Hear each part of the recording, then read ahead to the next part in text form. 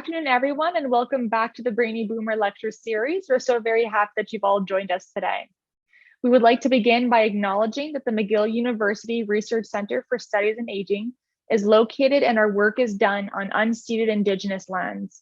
The Kanien'kehá:ka Nation is recognized as the custodians of the lands and waters on which we gather today. Tiohtià:ke, commonly known as Montreal, is historically known as a gathering place for many Indigenous peoples. Today, it is home to a diverse population of Indigenous and other peoples. We respect the continued connections with the past, present, and future, and our ongoing relationships with Indigenous and other peoples we serve within the Montreal community. In 2007, the McGill University Research Center for Studies in Aging, or the MCSA Education Committee, started the Brainy Boomer Lecture Series in order to suggest practical steps to both improve and maintain brain health, as well as to promote healthy lifestyle choices amongst the most populous generation in history. The MCSA Education Committee, which was founded in 1996, has three main objectives: identifying education needs of healthcare providers, seniors, caregivers, and the public, and to develop responses to meet some of their needs; to enhance the positive image of the aging process by addressing stereotypes and myths about aging; and finally, the dissemination of research on aging. Our guest today is Denis Jimenez. He was initially in business management from 2008 until 2016.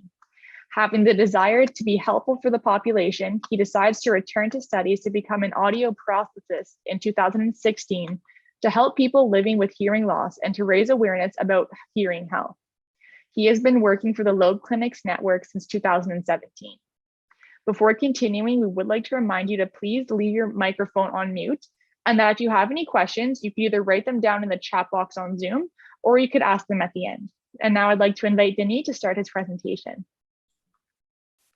Thank you very much, Caitlin. So hello, everybody. Hope everybody's hearing me properly. So before I start, I just let you know English is my actual third language, so please be indulgent if there are some words that are a little bit more difficult for me to express. So I'm going to go and get my presentation. Actually, I'm going to share the screen first. So, okay, so Denis Jimenez, happy to be here practicing at the Point Claire Lobe Clinic. So we're going to start.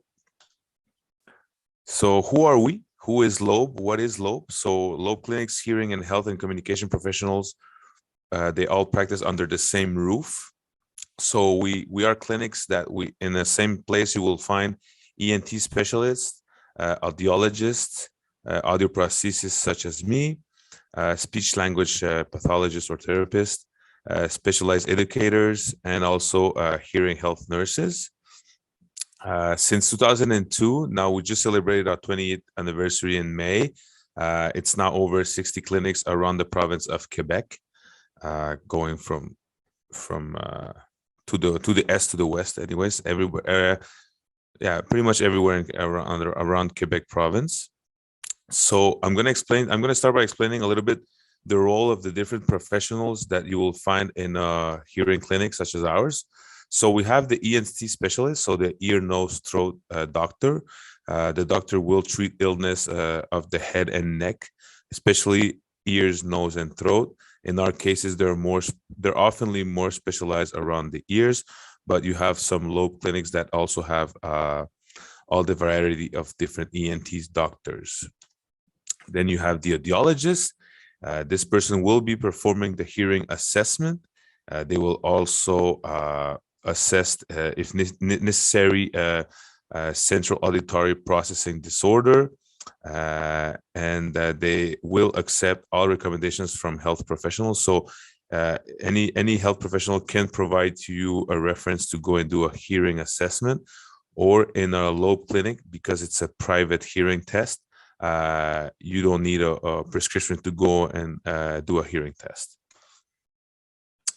The other prosthetists such as me, so we help hearing impaired patients to select their hearing aids and also to select assistive listening devices. We will go through those a little bit later on. We take care of the adjustments, the fitting of the hearing aids, and also readaptation with hearing loss. The special educator will work in collaboration with us audioprosthetists to educate the patients on their hearing aids and offer hearing education. The speech language pathologist assesses and treats disorders related to speech, spoken and written language, and also sometimes some younger children will have trouble swallowing, so they will work that some techniques with them to learn how to swallow properly. Yeah, that's pretty much it for the speech therapist. The hearing health nurses, they mostly work in they're going to go into the industries like where the workers are, to run auditory screening tests, give advice on hearing protectors to workers, and also give presentations on hearing health to workers, a little bit like I'm doing today, but more in the industries and the manufacturers and the construction sites and different places where people are confronted to noisy environments. So hearing loss. So a little bit of statistics to start. We know that 10% of the population in Quebec has a hearing loss. And out of this 10% of population in Quebec, only 20% are diagnosed or treated for their hearing loss. We also know that between the age of 45 to 64 years old, 20% of that group age has a hearing loss.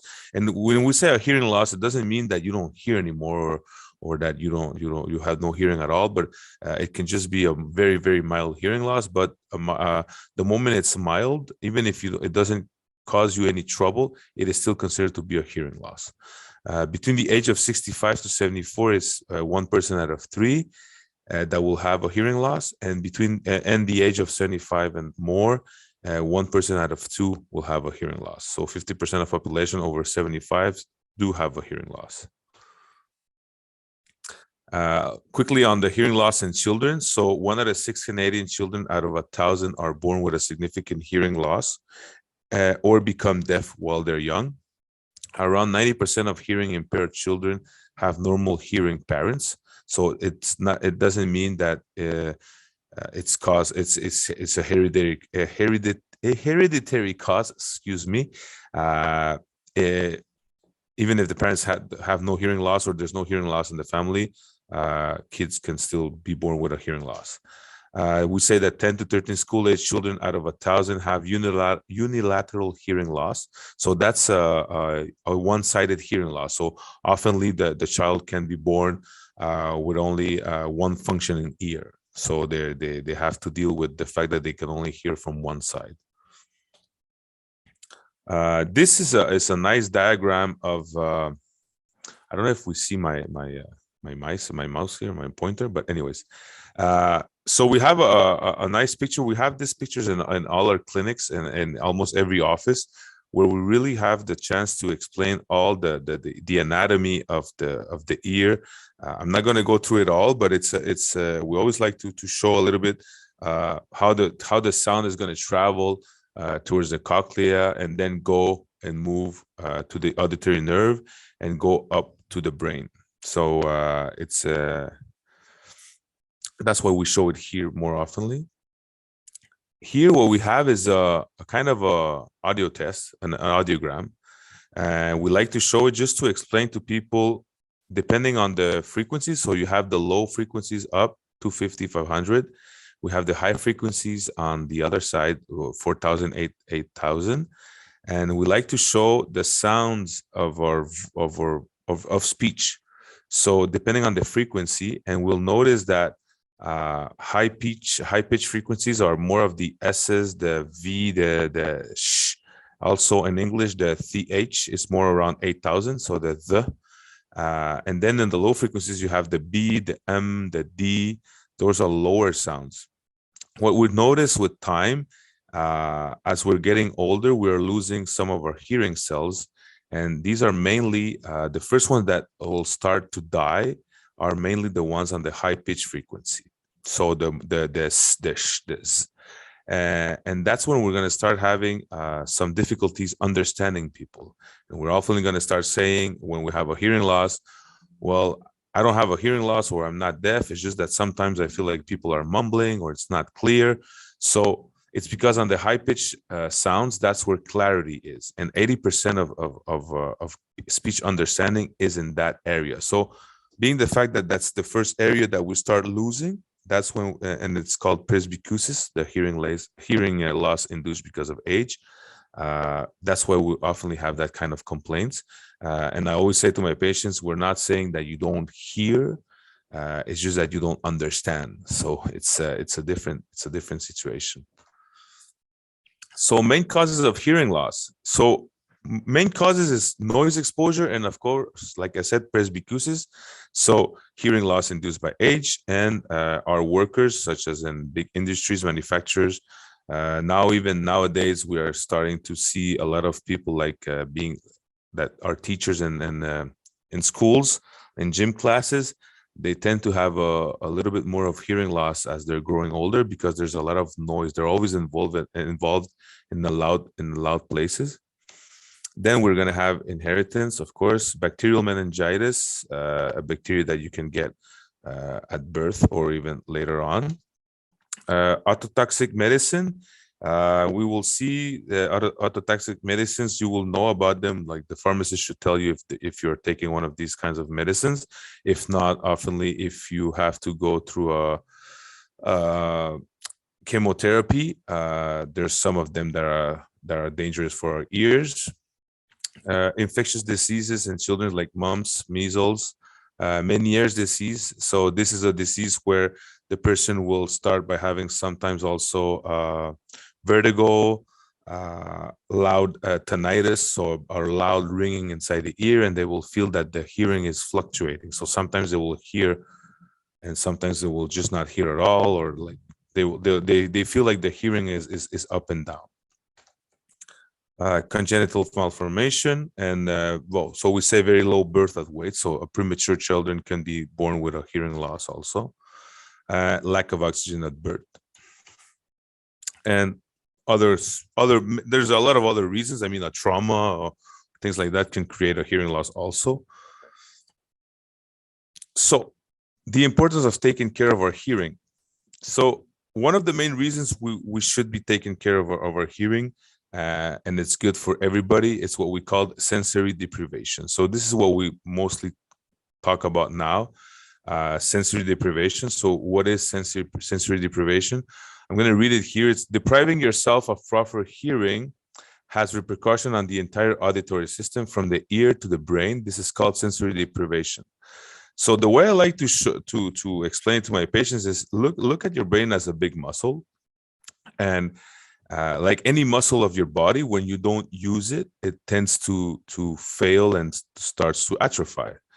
From there, the expression in English, sometimes I use it with my patients, is use it or lose it. So the moment there are some sounds that are not going to the brain anymore because you don't hearing them properly, your brain is going to start having difficulties to recognize those sounds afterwards, like in a couple of years.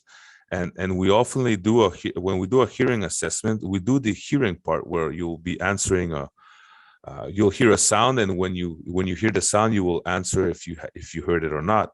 But then there's a second part to that test where we ask you to repeat words, and that's to establish the quality of what we call word discrimination. So what is the capacity of your brain to understand the words? How is it making out, like on a comfortable level? Like, let's say your comfortable level will be 75 decibels instead of 50. We'll put you at 75.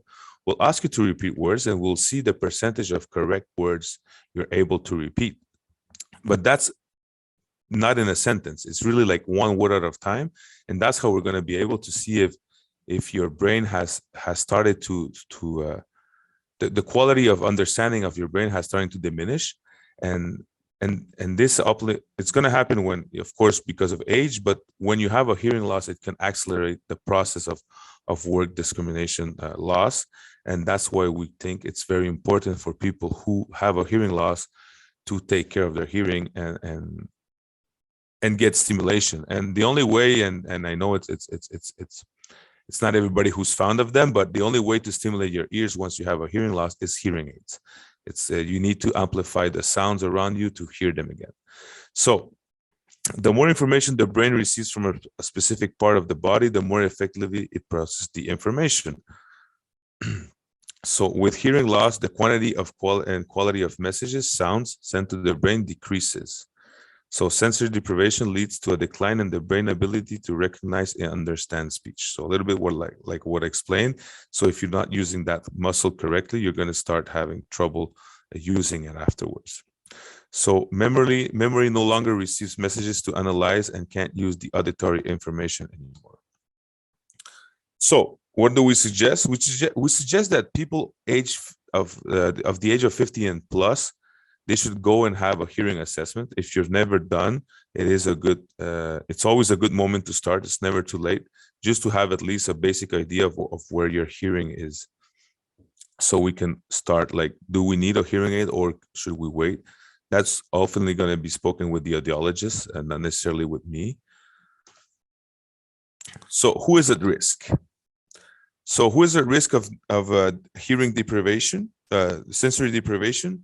Well, we have the non-treated hearing loss, of course. Presbycusis, progressive hearing loss related to aging. A hearing loss in both ears, but you only wear one hearing aid. So how does that work? Well, oftenly, people sometimes will decide to just buy one hearing aid or get one hearing aid because it's paid by the government. I'll explain those a little bit later. And so you stimulate one side of the brain with one ear, but you're not stimulating the other side. So then you'll start to see a big difference in quality of word recognition between both ears. Let's say you do a hearing test today, you have, I don't know, 80 and 80, and then you put a hearing aid on the left side, and then you go, let's say you come back 3-4 years later, and you redo that hearing test, you'll see that maybe you remained at 80% on one side, but the other side went to 60. Well, because you stopped, there's no stimulation going on one ear, so it's going to cause sensory deprivation and lose that quality of word recognition. So hearing and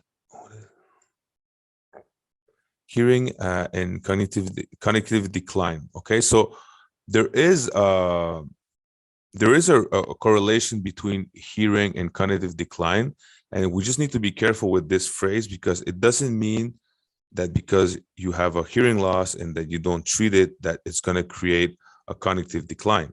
It's not. Somebody who's going to have a cognitive decline will have a cognitive decline one day or another. It's just that the fact that if you have a hearing loss, it accelerates some of the symptoms because your sensory deprivation is going on, and there's a lack of stimulation over the brain on the hearing area. So we're going to want to stimulate that area by what? By wearing hearing aids. So, oh, blocked. Oh, okay. So studies have shown faster cognitive decline in hearing impaired people who don't wear hearing aids. Doing auditory rehabilitation and wearing hearing aids might prevent cognitive decline. So we need to be careful here when we say might prevent. Like I said, it's not going to prevent it completely. It's just that it will slow down the arriving of certain effects of cognitive decline. There is a statistic that shows that there is more dementia in untreated hearing impaired people. I think it's simply because the fact that you're not stimulating the brain enough, it's gonna accelerate the arrival of dementia in certain patients. Also, we have to remember that one of the things that people do when they have a hearing loss is that they tend to retract themselves from socializing because they don't hear properly, they don't understand properly anymore, so they can't follow a conversation. So they tend to be more of a lonely person. And we know that if you're always alone and you're not stimulating yourself by socializing, it is going to create a quicker decline and a quicker cognitive decline. So often more people have dementia too. Untreated hearing impaired people are 2.5 times more at risk to develop Alzheimer's. This is another study that was conducted where we noticed that people who have a hearing loss and don't treat it, the arrival of Alzheimer will be more shown quicker than somebody who always wear their hearing aids before that. tinnitus. So a lot of people always talk to me about tinnitus, and we also we have a lot of questions, and I'm going to try to answer them all today. But so one of the things is that we always say there's nothing to do, we've heard that we often say there's nothing to do with tinnitus. Well, it's not completely true. That is false. Okay. First, we need to determine the cause of the tinnitus. Depending on the origin and the onset, tinnitus may decrease or even disappear in some cases. Dysfunction of the temporomandibular joint. So the joint of the mandibular part might create a tinnitus. Cervical back problems, blood pressure, diabetes, cholesterol can cause tinnitus. Medication, some medication, some lifestyle and diet, underlying hearing loss. So I'm just going to go back on underlying hearing loss. So 80% of my patients who have tinnitus, 80% of them have a hearing loss. So it's oftenly the tinnitus is caused because of the hearing loss. So a lot of these patients, when they start wearing hearing aids, they will say to me, "Oh, I don't have tinnitus anymore." And it's true that it's just that they don't feel it anymore.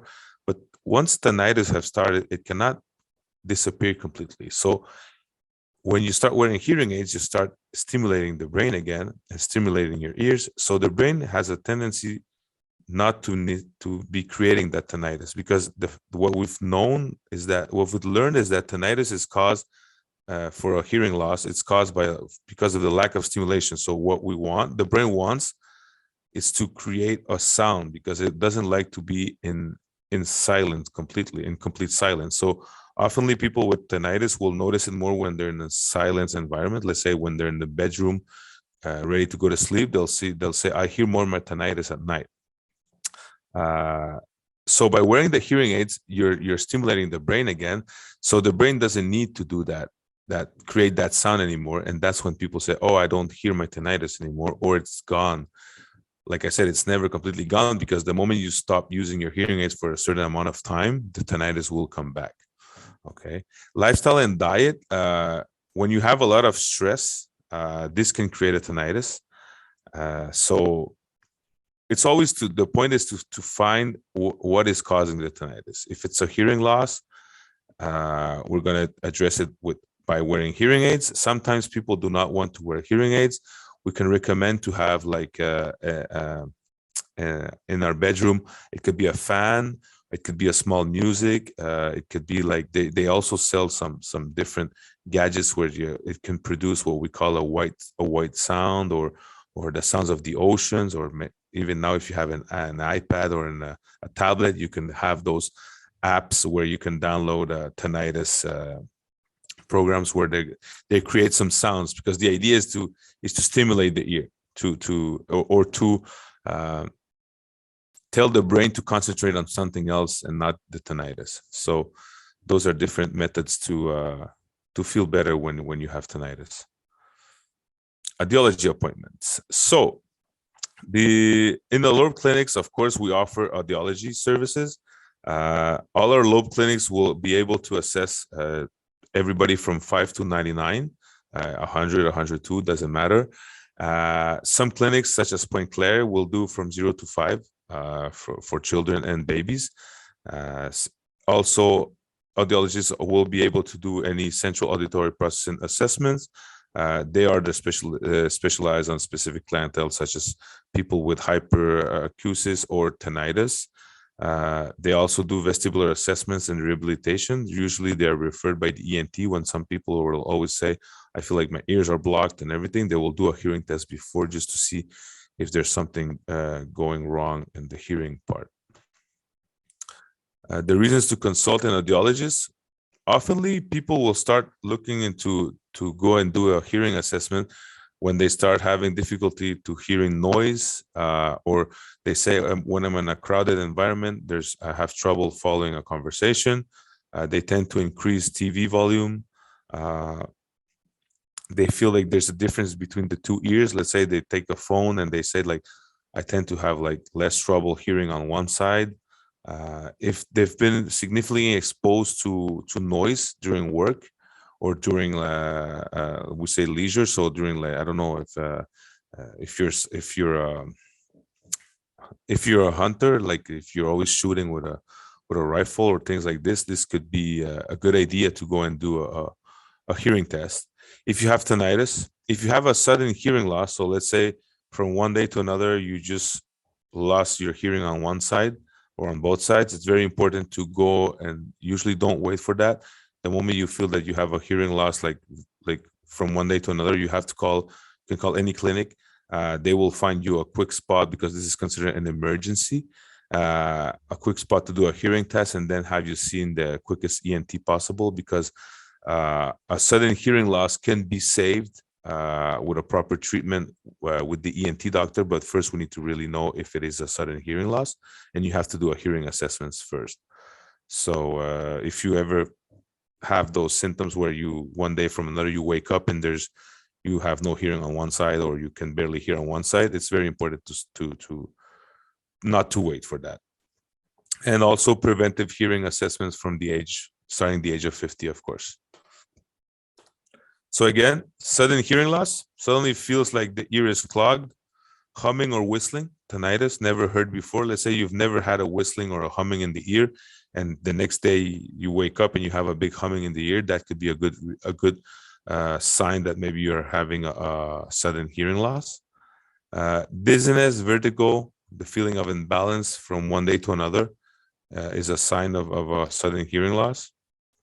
Rapid and sudden loss of hearing, of course, generally happens in only one ear. So if you ever notice one of these symptoms like that in one ear, like I said, very important, give a call to a clinic, to a Lobe clinic if you prefer, and say I think I have a sudden hearing loss, and they will find you the nearest place and the quickest place possible to do a hearing test. The causes are unknown for 70% of the time. We have infectious irritants like vascular problems, traumatic problems. A tumor can cause a sudden hearing loss. So people who show symptoms of sudden hearing loss should consult an ENT specialist or audiologist within 72 hours. That's like a window that we have to maximize the proper treatment. I mean, there's always, even if it's a week later, 2 weeks later, there's always a way to treat. Often ENTs will treat it with cortisone. It's just that we're going to try to save the hearing as much as we can at that point. Occupational hearing loss. So that's mainly people who used to work in a noisy environment. So if you know any friends, family members that used to work or are still working in a noisy environment, always good to start thinking about doing a hearing test. So we know that in Quebec, 500,000 of our workers are exposed to a noise over 80 decibels for a period of 8 hours a day, and that's more than enough to create a hearing loss. And the world, 16% of deafness are acquired at adult age. And the industrialized countries, between 12 and 15% of workers are exposed to occupational noise. So that's when we say one of the main reasons we have hearing loss in let's say in Quebec or Canada is because of occupational hearing loss. And add to this the age-related hearing loss, then it's a lot of people who has a hearing loss. So what can these people do? They have custom ear protectors, and I'll show them here because, like I always say, we always can have friends, families with these are things we sometimes don't know about. So there are plugs, molded plugs that can be done. They can be done for workers in noisy environments or hunters. There are special plugs for musicians. There are special plugs for swimming, others for light sleepers, people who likes to run and want to have their, let's say, their headphones on and they don't want it to be fall, and et cetera, et cetera. There's for any kind of activity that there is a kind of a different earplug that can be made. So it's just to call a clinic and you'll have all the information that you need. So now we get to the fun part of hearing aids and accessories. So what is the role of a hearing aid? So one of the main role, of course, is improve speech improve speech understanding and audibility by amplifying words and sounds. Sorry about that. I can't get that word done. Provide better sound representation by sudden perceptions. Allow to operate auditory pathway to maintain effectiveness.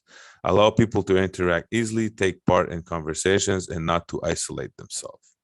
So mainly the role of a hearing aid is to help you hear better, of course. How? Well, by amplifying the right frequencies at the right moment. So hearing aids nowadays are machines that will produce millions of operations in a second.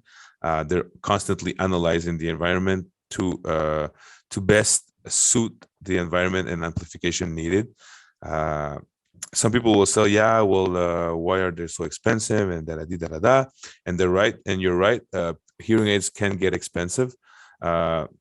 It's mainly the technology that's inside that's going to make them more expensive. So compared, let's say, to the basic models towards the higher end models, you're going to have a better quality of sound. So some people might say, I have a friend who has a hearing aid and he says it's not good, it's not working. My first question would be, well, does he have one hearing aid or two? Does he need two hearing aids? If he needs two hearing aids, why doesn't he have two? Because it's always better to hear from both ears than just one. That can make a big effect on quality of understanding. Also the technology that's behind it. If you went with a basic model, but you're really an active person or socially active person, maybe that was not the right choice. So there's a lot of things to be taken into account when we choose a hearing aid, and that's why we always say an assessment by an audiologist is required to determine if the hearing aid suits the patient needs. So I always say we go with the needs of the patient. Some patients will need a higher end technology. Some patients will not. So it all depends on what the patient needs. So the types of hearing aids, you have them here are different. So you have the in-ear models, they're very small ones. You have them in a bigger size. Then you have the ones that go around the ear. A lot of people still think that hearing aids are the big bananas that we used to see 30 years ago that were always whistling. It's not the case anymore. Technology has gone a long way. They've gotten really small, very discreet. So I think there's a hearing aid that suits everybody. So it's always a question of taking the time to sit down with an audioprosthesis and have that discussion. So we have here an example of behind the ear. This is really a big model of a hearing aid. I tell you the truth, in my practice, I mostly don't do these anymore. They're majorly done for very profound hearing losses or children. So let's say 90% of my patients don't use this kind of hearing aids. We have the in-ear model in the canal. This is about 15-20% of my patients will use this type of hearing aids, oftenly because it's easier sometimes to manipulate because you don't have to put something around the ear. Some people will still think that they show less for aesthetics, so they'll go with an even smaller model. It depends on what you really want. 80 to 90% of my patients will wear this kind of hearing aid. So what we call a receiver in the ear. So as you see, you have a part that goes behind the ear and you have a small part that goes inside the ear. And there's a wire that is connecting them both. And oftenly that wire it's almost invisible. So a lot of people who think that hearing aids are still something that shows a lot, they don't. So it's always good to try if you need one. There's always a way to try them just to see if you like them. And the CIC, so the completely in canal, those are the most discreet ones. They go much deeper inside the ear. So if you're really somebody who really doesn't want it to show, this can be also an option. Now we have also rechargeable hearing aids, because mainly hearing aids before were all battery powered. Now they're still battery powered, but they're rechargeable. So you don't need to be changing those batteries anymore, because some of them you need to change the really small ones you have to change every 4 or 5 days. Bigger ones you have to change every 7 days and so on. So rechargeable makes it much easier, less maintenance. Also, if you're having trouble with let's say I have some patients that have Parkinson's disease, it's easier for them to use because they don't need to be changing those small batteries. You also now have all the hearing aids. Mostly all of the hearing aids can be connected with your phones, tablets, different devices. You have the applications for each type of company. You even have hearing aids now that can actually detect your fall. This same hearing aid can actually act as a translator. So if you're somewhere in the country that you don't understand, you activate a button and it will actually hear what's been said, and it's gonna translate it to you. It's not a perfect technology yet, but it can be quite helpful sometimes. So government programs.